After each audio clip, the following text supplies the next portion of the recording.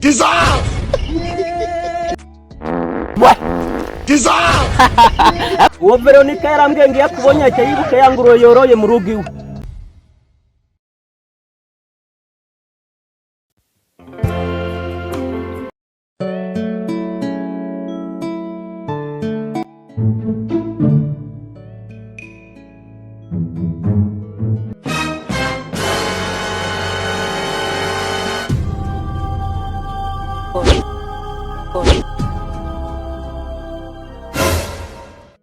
Ase kwiza ubundi nakubwiye ko ruvuga ubusa ninde ufite umwanya wo kubyumva kanabyibuka. Izura mukuru nkawe Wose ufite akazi kuri kubunga karitsiye yose na rohombe. Nabyo bibara Akazi kawe kugahagaritse komeza ubungere. nagira ngo mwihanangiriza kwiza ntabwo nakubuje kunyura muri uyu muhanda Wapi? cyane turi musi yo kwa sitasi ntabwo nakwihanije Nabyo nibuka.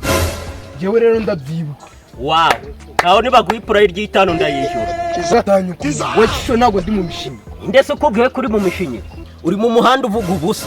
ngiye kukwihanangiriza bwanyu va muri uyu muhanda kandi ntuzongere kongera kunyura Kuko ari wowe wawubatse se iso cyangwa nyoko. bacico nunukira ababyeyi cyangwa kubita utaho uburogera bawe Ariko ubundi watina ubundi wiyumvamo iki?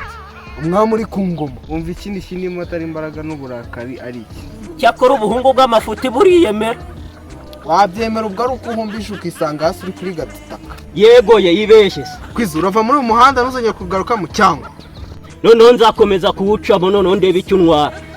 ariko ubundi waguhunda ko nta n'umuntu uhari uri bugutabara Karibu, ngwino utangire uhonde ndebe. mbabarira nuri Ndarizwa n'iki se kandi ngiye kugukubita? Kandi ko bitaza kuba bibabaje kandi ari show. Cyangwa ari story y'agahinda ugiye kubanza kumbwira. Jewe ndira. ngiye kubara rimwe kabiri gatatu urahita ubona iby'imbwa ngenzi yawe yahuriye nabyo ku mugezi Ahubwo mbwira nkufashe kubara. reka nta mbwa ibariramuka rimwe Kabiri gatatu ngaho gira icyo unkoraho. nta muri kurira nkajya amahoro nkanayatanga urebe kino gipeti ukuntu kigiye kwizira Jye n'amahoro yawe ushaka peti. Ahubwo baravubuza uhonda ibyo uhonda ho. imbwa se sharika nkongeza 10 utazavuga ngo naranagutunguye rimwe Kabiri gatatu kane gatanu gatandatu karindwi umunani icyenda icumi. Sorry yo. man njya kumiza imbaraga naragusize ko uzafasha abantu n'abandi bantu batishoboye n'iki cyohe nyikoherereza Ndagaye utabikora. Bikore se turebe imbwa n'umugabo. oya reka umutima ntabyo kuzamukubita ubutaha ngiye kumukubita aka kanya nkomeze nkore umurimo wawe nta kimboshye nubwo ntabishaka sinagusuzugura man reka nzamukubite mu cyumweru gitaha Ariko ubusore butagira imbaraga bukagira umuntu. wese zifite ntawe ugira Ntago ari nk'igitebo nk'uwo wawe. nagukubise wowe uzabisikaniramo nka ritiko nk'eshanu Ikibazo cyawe ibintu byawe byose ubishyira mu nzage wankubise aka kana. Kiyo nguyu umunwa. gukubise uyu munsi nabasuzuguye Imana yambuje kubikora uno munsi Uzankubita ryari? ibanga ryanjye n'uwiteka Unamwibutsa abe yitegura kukwakira. kukwakira cyaze bro ushonje uhishe Erega ntabwo bamufitiye. yewe se urabona mbufite Dissolve! Ariko wati nundi waretse tugapanga umurwana. nge nawe Nkagukubita ugahunga uri kwinera. kanero mukino nyamara ushaka wavuga uziga Nereka tuwupange. Tuwushyire ryari? wenyine hitamo umunsi ukubereyeho Reka tuwushyire kuwa mbere ku buryo bazajya bakwibuka icyumweru kigiye gutangira. oya reka tuwushyire kuwa gatanu nubwo abantu baba bakiri kujya muri vakansi baba badugifite umurongo mwiza DNF Ibyo bisobanuye iki? Dear Friday Dissolve.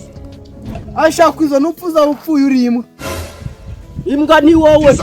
bwagura ibwana bisa nkaho ucuri Gacura mu bwonko wagicibwaho. ikibura n'ubundi ntukicaza uhora ubungera Kabungera umunsi wose wambaye isutiye ya mushiki wawe uhindurije. Dissolve! gahinduka icyatsi mu isura ushaka kwitukuza ngo ubere nka Veronica Uwo Veronica yarambwiye ngo yakubonye ahita yibuka ya ngururo yoroye mu rugo iwe. agenda akorana nawe mwavamo abesto beza Reba hejuru yawe ikintu gihari. Dissolve. Nta kidashoboka koko. Dore ya ngurube ya Veronica irebye mu kirere. ifate ku zuru isura yose ko mbona ihindutse umukara ndamenya ari ryo ufashe badira Ngaho hindukira. Unamba. Dissolve!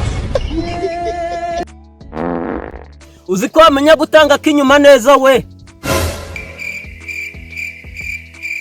reka nigendere Tamusigarize Josha. kanigendere wabona umujinya uzamutse aka kanya nkahita nkuhitana kandi umugabo ntuhagarara ku ijambo rye. kibazo ubwenge buje ugiye kunanuka.